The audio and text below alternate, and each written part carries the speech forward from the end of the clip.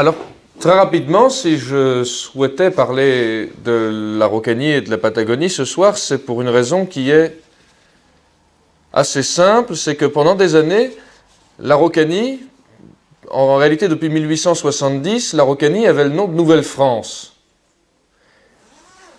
Quand on regarde bien l'extrême sud, ces zones-là, on voit qu'en permanence, il y a comme une espèce de nouvelle Europe. Il y a un lien permanent avec l'Europe dans ces régions-là.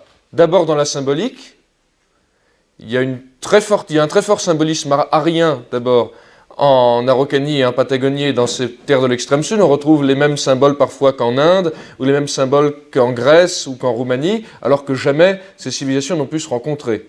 Certains théoriciens de la droite ont eu des théories à ce sujet-là, comme M. Serrano, qui avait théorisé les passages souterrains entre ces différentes zones. Et donc, j'aurais voulu vous faire un petit discours sur ce qui fera et ce qui, j'espère, pourrait donner des idées nouvelles à l'idée de Grande Europe.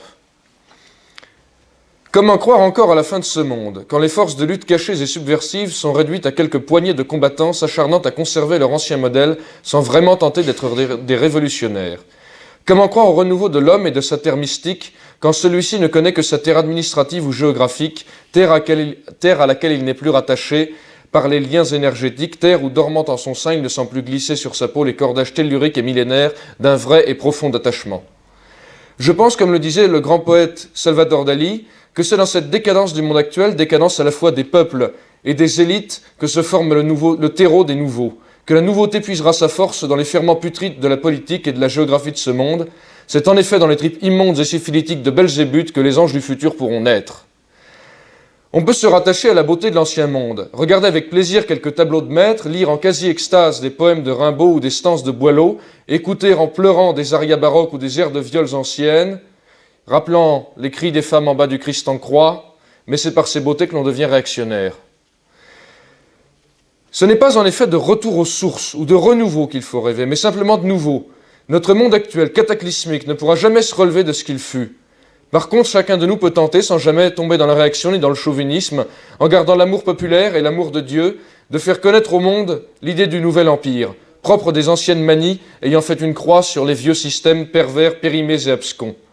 La démocratie, l'autocratie, le communisme, l'anarchie et la monarchie, ces systèmes sont déjà morts et le formol dans lequel on les conserve s'évapore vite.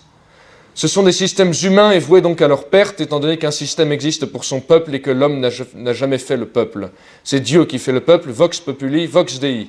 C'est la monarchie mystique, l'impérium divin d'une éclatante et plus visible transcendance qu'il faut offrir pour les noces sacrées du peuple et de Dieu, pour le monde futur, la véritable nouvelle alliance.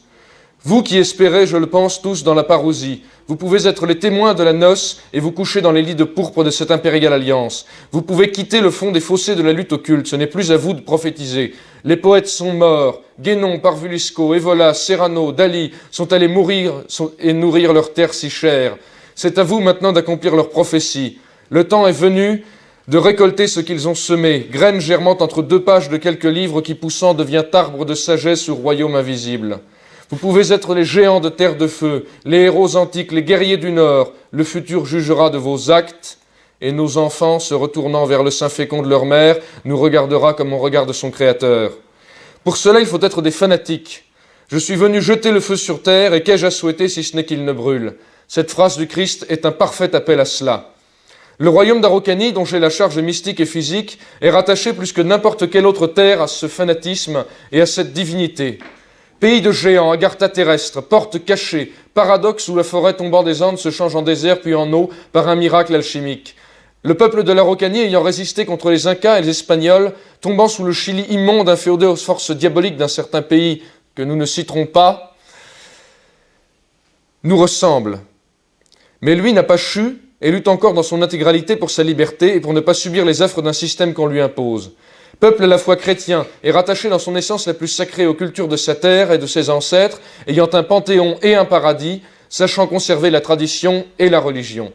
L'exemple pour notre nouveau monde viendra de ce qui fut un nouveau monde, l'Amérique latine.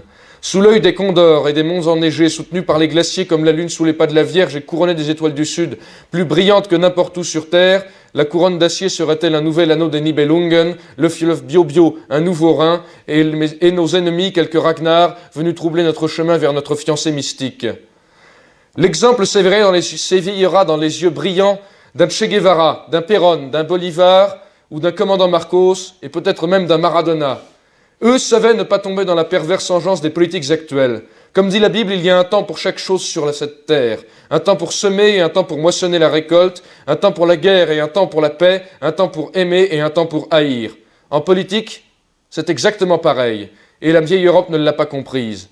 Les engences dont je parlais à l'instant les enferment dans des visions politiques qui les empêchent par exemple de passer, s'il le faut et si c'est nécessaire, du libéralisme au mondialisme, de la nationalisation au protectionnisme national, de l'ultramondialisme à la religion et de l'athéisme à l'orthodoxie.